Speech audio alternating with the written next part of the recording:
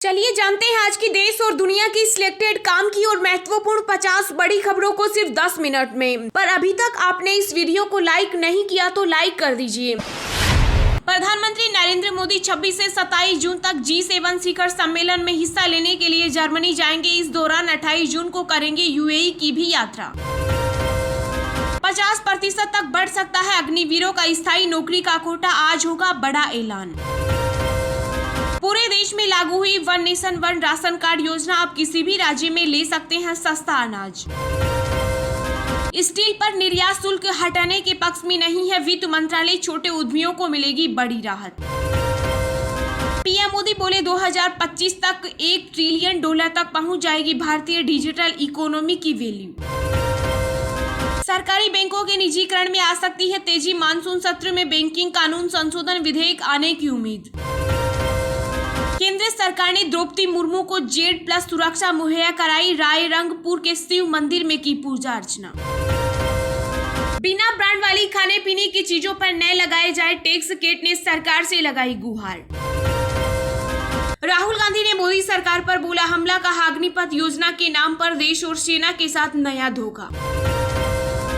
HDFC life के policy धारकों को मिली बड़ी सौगात, कंपनी ने जबरदस्त बोनस देने का किया ऐलान।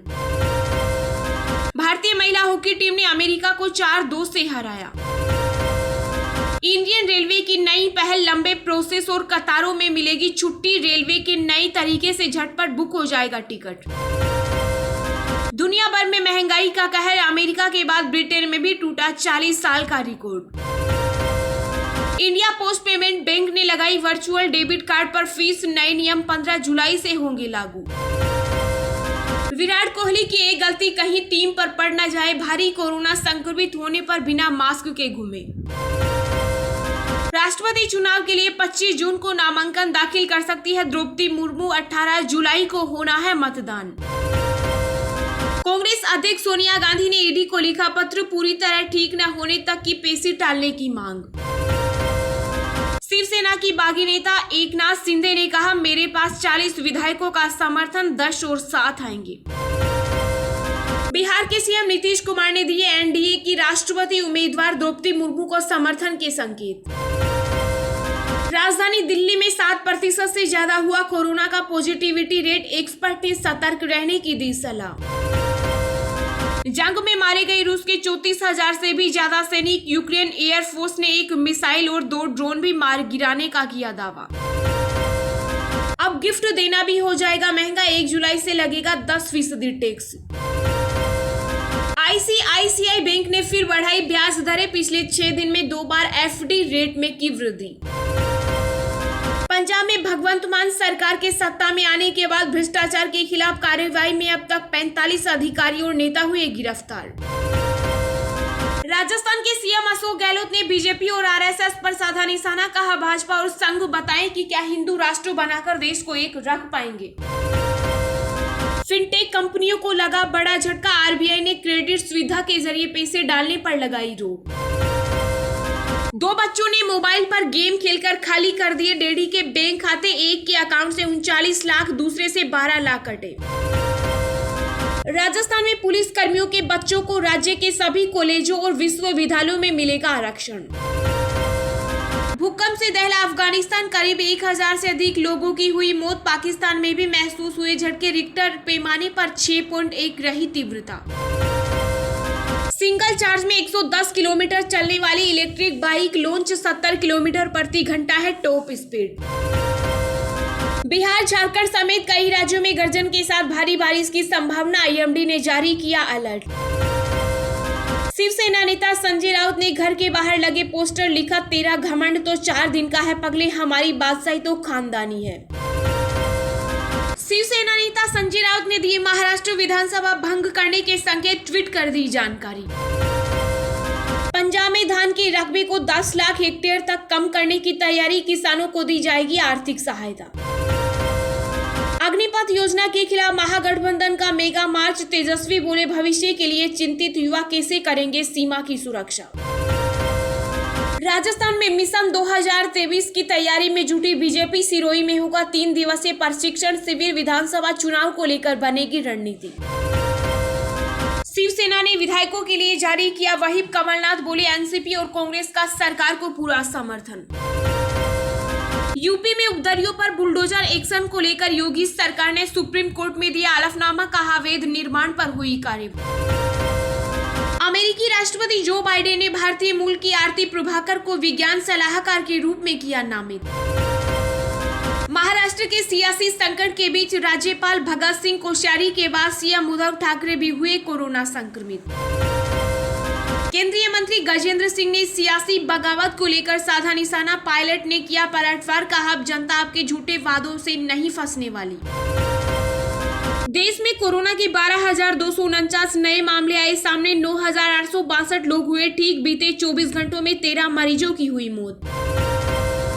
असम के सीएम हिमंत बिस्वा शर्मा की पत्नी ने दिल्ली के डिप्टी सीएम मनीष सिसोदिया के खिलाफ किया मानहानि का मुकदमा, 100 करोड़ का ठोका दावा।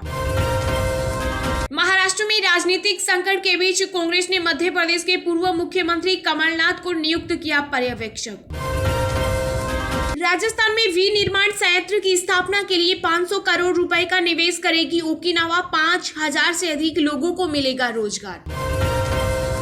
मध्य प्रदेश विधानसभा का मानसून सत्र 25 जुलाई से होगा शुरू, जल्द जारी होगी अधिसूचना। डॉक्टर युद्धवीर सिंह बने भारतीय क्रिकेट टीम के मैनेजर, इंग्लैंड आयरलैंड टूर की करेंगे अगुवाई। चलिए अब जानते हैं जो आम आदमी के काम की और फायदेमंद खबरें हैं उनको विस्तार से। पर इससे पहले अभी तक आपने इस वीडियो को लाइक नहीं किया तो लाइक कर दीजिए। 50% तक बढ़ सकता है अग्निवीरों की स्थायी नौकरी का कोटा, आज हो सकता है बड़ा ऐलान। जी हां, देश भर में इन दिनों अग्निपथ योजना के लॉन्च होने की चर्चा है। ऐसे में एक खबर सामने आ रही है कि आज देश के रक्षा मंत्री राजनाथ सिंह अग्निपथ योजना को लेकर बड़ा ऐलान कर सकते हैं। एक रिपोर्ट के अनुसार रक्षा मंत्रालय अग्निवीरों को स्थायी नौकरी देने की सीमा को 50% तक कर सकती है। इससे पहले अग्निपथ योजना के तहत अग्निवीरों को 25% तक स्थायी नौकरी देने का फैसला किया गया। अब इसे बढ़ाकर 50% किया जा सकता है। मीडिया रिपोर्ट्स के अनुसार थल सेना ने इस प्रस्ताव पर सहमति दे दी है। अग्निपथ योजना के लॉन्च होने के बाद देश के विभिन्न इलाकों में इसके विरोध देखा जा रहा है। कई जगहों पर आगजनी और हिंसा देखने को मिल रही है। ऐसे में रक्षा मंत्रालय स्थायी नौकरी की सीमा बढ़ाकर युवाओं को सौगात देने का काम करेगी। हालांकि अभी तक इसको लेकर कोई आधिकारिक घोषणा नहीं हुई है। मीडिया रिपोर्ट्स के अनुसार थल सेना ने स्थायी नौकरी कोटा के विस्तार वाले प्रस्ताव पर सहमति दे दी है। फिलहाल वायुसेना और नौसेना की मंजूरी बाकी है। सेना के तीनों अंगों की सहमति के बाद रक्षा मंत्री राजनाथ सिंह सैन्य भर्ती प्रक्रिया के फायदों में विस्तार की जानकारी सार्वजनिक कर सकते हैं। G7 शिखर सम्मेलन में हिस्सा लेने के लिए जर्मनी जाएंगे PM Modi, chancellor Olaf Scholz ने किया आमंत्रित, इस दौरान करेंगे यूएई की भी यात्रा। जी हां, G7 समूह में Canada, France, Germany, Italy, Japan, Britain और संयुक्त राज्य अमेरिका शामिल है। जर्मन चांसलर ओलाफ स्कोल्ज के निमंत्रण पर प्रधानमंत्री नरेंद्र मोदी 26 से 27 जून को G7 शिखर सम्मेलन के लिए जर्मनी का दौरा करेंगे। G7 शिखर सम्मेलन का आयोजन जर्मनी की अध्यक्षता में हो रहा है, जिसमें अर्जेंटीना, इंडोनेशिया, सेनेगल, दक्षिण अफ्रीका जैसे देशों को भी आमंत्रित किया गया। विदेश मंत्रालय ने इसकी जानकारी दी है। विदेश मंत्रालय ने कहा कि जर्मनी की यात्रा के दौरान प्रधानमंत्री मोदी 2 सत्रों को संबोधित कर सकते हैं, जिसमें पर्यावरण, ऊर्जा, जलवायु, खाद्य सुरक्षा, स्वास्थ्य, लैंगिक समानता और लोकतंत्र जैसे विषय शामिल हैं। मंत्रालय के अनुसार इस शिखर सम्मेलन से इतर प्रधानमंत्री सम्मेलन में हिस्सा लेने वाले कुछ देशों के नेताओं के साथ द्विपक्षीय बैठक भी करेंगे। प्रधानमंत्री नरेंद्र मोदी 28 जून को संयुक्त अरब अमीरात की यात्रा करेंगे। प्रधानमंत्री मोदी 26 से 27 जून को जर्मनी में G7 शिखर सम्मेलन में हिस्सा लेने के बाद संयुक्त अरब अमीरात जाएंगे और यूएई के पूर्व राष्ट्रपति एवं अबू धाबी के शासक रहे शेख खलीफा बिन जायद अल नाहयान के निधन पर व्यक्तिगत श्रद्धांजलि देंगे। मंत्रालय के बयान के अनुसार प्रधानमंत्री इस दौरान यूएई का नया राष्ट्रपति एवं अबू धाबी का शासक चुने जाने पर शेख मोहम्मद बिन जावेद अल नाहयान को बधाई भी देंगे। मोदी 28 जून की रात को ही यूएई से देश वापस लौटेंगे।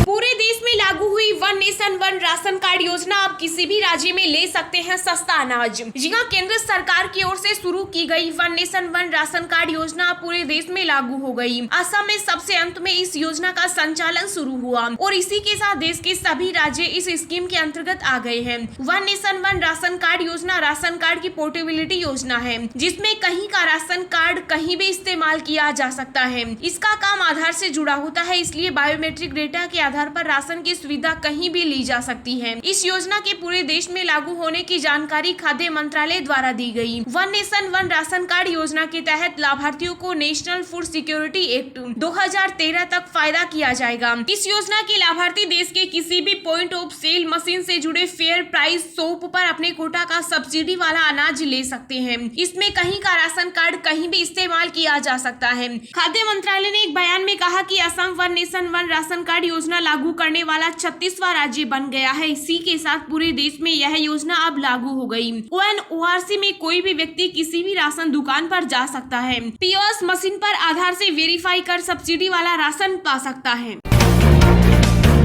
बिहार झारखंड समेत कई राज्यों में गर्जन के साथ भारी बारिश की संभावना। IMD ने जारी किया अलर्ट। जी हां, भारतीय मौसम विभाग ने मौसम अपडेट में महाराष्ट्र, मध्य प्रदेश, कर्नाटक और गोवा सहित कई राज्यों में गरज के साथ बारिश की भविष्यवाणी की। IMD की भविष्यवाणी के अनुसार महाराष्ट्र, गोवा और तटीय कर्नाटक के कोंकण क्षेत्र में अलग अलग स्थानों पर भारी से भारी वर्षा होगी, जबकि पूर्वी मध्य प्रदेश, महाराष्ट्र के विदर्भ क्षेत्र, छत्तीसगढ़ उप क्षेत्र में अलग अलग स्थानों पर भारी वर्षा की संभावना है। ओडिशा, असम, मेघालय, गुजरात, मध्य महाराष्ट्र, तटीय आंध्र प्रदेश और यन्नम में अलग अलग स्थानों पर भी ऐसा ही मौसम रहने की संभावना है।